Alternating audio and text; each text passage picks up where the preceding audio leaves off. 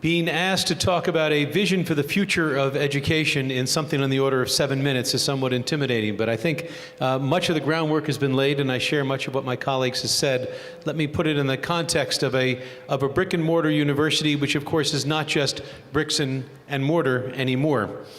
In many ways, I'm motivated by the fact that our topic is supposed to be the test of tomorrow. And the conference, after all, is called Machar.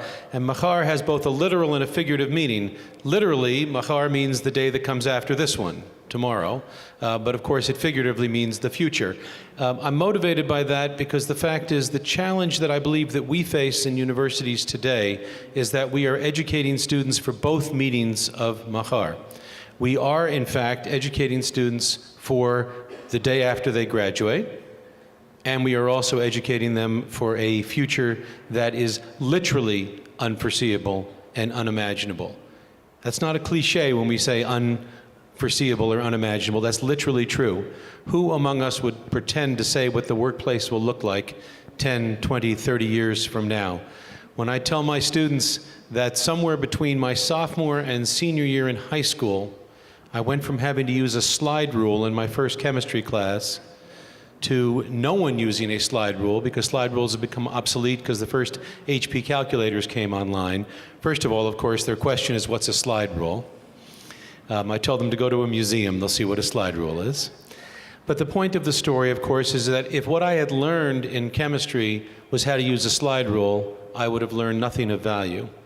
If what I had learned was where to put the decimal point, then I learned something very important, because that obviously is the skill that's trans-temporal, that is not just about one particular period of time. But I will say that when I was in university in the 1970s, we were largely taught that if we worked hard and we applied ourselves, everything would sort of take care of itself. We sort of thought that you got your bachelor's degree, you got an advanced degree, and then you ascended directly into heaven. It never really occurred to us what would happen next. That's not young people today. Students coming to a university like Brandeis today are very concerned about what comes next, and they should be. It's a far less certain world, and it's a far more anxiety-producing world for them. Not because they are overly worried, it is because they are properly concerned about their future. So that means we have two sets of tasks. We have to worry about what happens to them when they graduate and make sure that they have the skills necessary when they start, but it also makes sure that that world that we can't imagine, that we're giving them those temporal skills. Those skills will be necessary in the workplace 20, 30 years from now. So what will those skills be necessary 20 or 30 years out? And I can't say what the equivalent will be when, looking back then, our iPads and our iPhones look to them the way slide rules look to us. And in fact, it will probably be even faster than that, because we know change not only is happening, but accelerates. But we can say certain skills will be necessary. The ability to be able to think clearly, to analyze rigorously, to communicate clearly, to think creatively, and perhaps this more than anything, to turn raw information into knowledge. I think that will be an even more important task, because their access to raw information will be better and better. That will be easier and easier to come by. Turning it into knowledge in a discriminating, analytic way will be that much more of a challenge. I believe that the best way to train for those skills and to educate for those skills is taking full advantage of the kind of content delivery that Daphne is talking about for certain kinds of subjects, which I think does replace the classroom of 300 or 400, is to focus on the interactive learning, on the focused learning, on the small-scale learning, on the learning that takes place between one student and one faculty member, among a small group of students. I will tell you that when I talk to alumni around the world of Brandeis, and by now I think I must have had individual conversations with between 5,000 and 10,000 alumni, and I say, tell me a special moment of a faculty experience at Brandeis. It has never been something that happened in a lecture hall. Those are not the moments that they remember. The transformative moments, the moments that change the arc of a student's life, take place one-on-one, in a small group, in the unexpected place, in the laboratory with a lab partner, in the studio, on a playing field, in the dormitory, in the dining hall.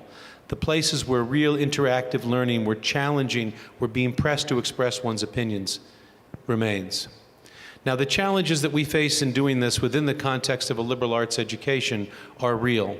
One of the issues that Wendy starts with and says that all of us react to, and I think that she's quite right, is the issue of affordability. I cannot pretend to educate tens of thousands at one time at a school like Brandeis. We have only 40,000 living alumni. 2 minutes. But I can pretend that what we do is to educate closely a small group of students, 6,000 on campus at any one time, both in the realm of theory and in the realm of practice. That is to say, as a liberal arts school with a research setting. It is a university where, although this borrows from a panel taking place someplace else in the building right now, we use the term Tikkun Olam and we tend not to translate it on the Brandeis campus. People understand that to those to whom much has been given, much is expected, and that's part of what will come out of their Brandeis education. This is what Dan means, the difference between teaching and educating. And again, that takes place, I think, best within the small liberal arts context. The issue of accessibility and affordability, particularly in the American context, will continue to be a challenge. And on this, let me just make several quick points. One is that the need to be able to provide substantial scholarship funds, both for American students and for international students, will continue to be a major need for schools like ours. I will tell you that 2/3 of the undergraduates at Brandeis are on some kind of financial aid. Only 1/3 are paying that price that you read about online. 2/3 are on some kind of financial aid, and some, it's an entire program of financial aid. We have a special program for students from difficult high school backgrounds who clearly have the ability, but if thrown directly into university, will never be able to succeed. It's called a transition year program. These are students who, really not much unlike the group that Wendy talks about, are students who, by their numbers, would not predict for university success. But by this program, matriculate into the College of Arts and Sciences and graduate with the same rates as any of our students, 95%, within 5 years. So I think the issues of accessibility to programs like ours become continuingly important, but the scalability is not to make schools like ours bigger, it is to make more schools like ours that are able to engage students in a kind of focused learning of both theory and practice that prepares them for the machar of the day after tomorrow, the day after today, and the machar of the greater future. Thank you very much.